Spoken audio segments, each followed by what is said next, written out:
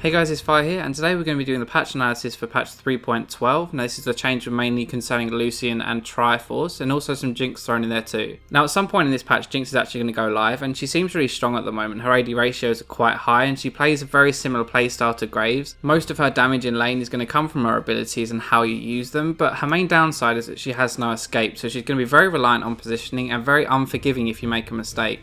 So I'll talk about her more when she goes live in the next patch analysis video, but for now let's just focus on Lucian and Triforce. So Lucian isn't seeing much play at the moment, and that's for a couple of reasons, but one of them is just because he's got such a high skill cap, and I'm actually pretty confident that if he wasn't disabled for the World Finals, he would have seen a couple of games of play there because he's very good against the current meta of ADs. So another one of Lucian's problems was that he's really an AD caster similar to Graves or Corki, in that he uses abilities to do damage, but the problem was that he ran out of mana very easily, so others did his job better than he did, and that's why he's not seen as much play. Now the first couple of changes, that his base mana regen was increased to 7 from 6, and his mana regeneration gain per level was increased to 0.7 from 0.65. So just to put that in comparison for you, Lucian actually has a higher base mana regen now than Graves, and he also gets the same per level, so that means that he's going to be on level with Graves and he's not going to run out of mana as often. This is actually going to make his lane phase quite a bit better because it means he won't run out of mana, and as I said before, his main damage comes from his abilities combined with the passive shots afterwards, and so no mana means no passive active, and that means no damage. So the second change then was to Light Stinger, which actually is his passive, and this is kind of embracing a bug that was already there, but the second shot was kind of random and it wasn't always happening as intended. So now this has been fixed. It means that if the first shot from your passive kills a target, then the second shot from your passive will find a nearby target and attack that instead. You can actually use this to trade as well if you're smart. You can kill a minion next to the enemy champion with the first shot, and the second shot will hit the champion next to it. Now the final change for Lucian is his Piercing Light, which is a Q, and his main damage ability is you max his first in lane.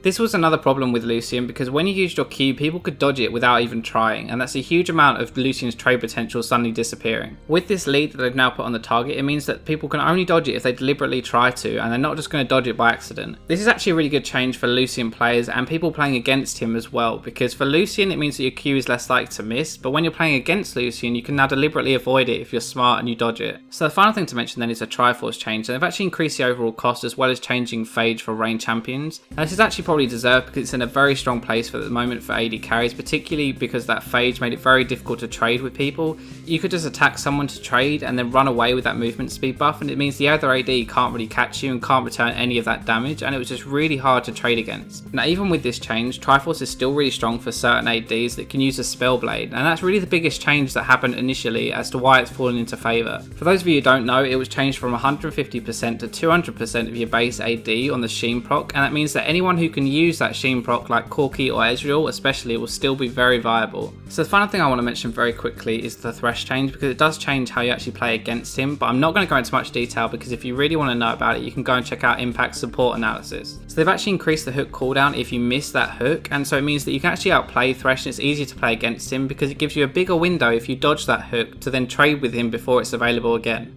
So thanks for watching guys, and if you enjoyed that video make sure you leave a thumbs up and subscribe to Machinima Versus. You can also come check me out on my own channel. I put out a lot of different videos mainly aimed at AD but other roles as well, and just how to improve as a league player in general. That's all for this episode, but I'll catch you in the next video.